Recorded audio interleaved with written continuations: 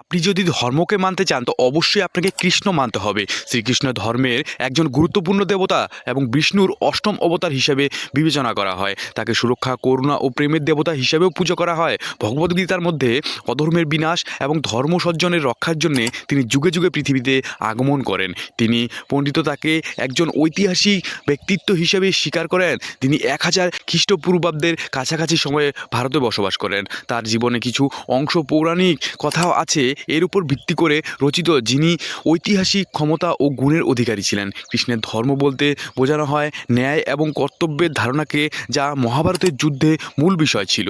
যিনি পাণ্ডবদের নৈতিক ও সামরিক শক্তিকে একত্রিত করে কৌরবদের মধ্যে যুদ্ধে লিপ্ত হওয়ায় পরামর্শ দিয়েছিলেন। যুদ্ধের পর তিনি একটি নতুন রাষ্ট্র ব্যবস্থা প্রতিষ্ঠান করতে চেয়েছিলেন, করেছিলেন। পরবর্তীতে কলিযুগের সূচনা করেন। মহাভারতের কাহিনীর মূল ভিত্তি হলো ধর্ম, যা ন্যায়, কর্তব্য এবং যুদ্ধের মাঝখানে ধর্ম প্রতিষ্ঠা, অশুভ শক্তির বিনাশের একটি প্রতীক। শ্রীকৃষ্ণ ছিলেন প্রধান চালিকা শক্তি এবং অর্জুন তার প্রধান যোদ্ধা। অবশ্যই কৃষ্ণের ভক্ত হয়ে থাকলে কমেন্ট সেকশনে কৃষ্ণ লিখতে ভুলবেন না। অবশ্যই ভিডিওটা শেয়ার করে দেবেন।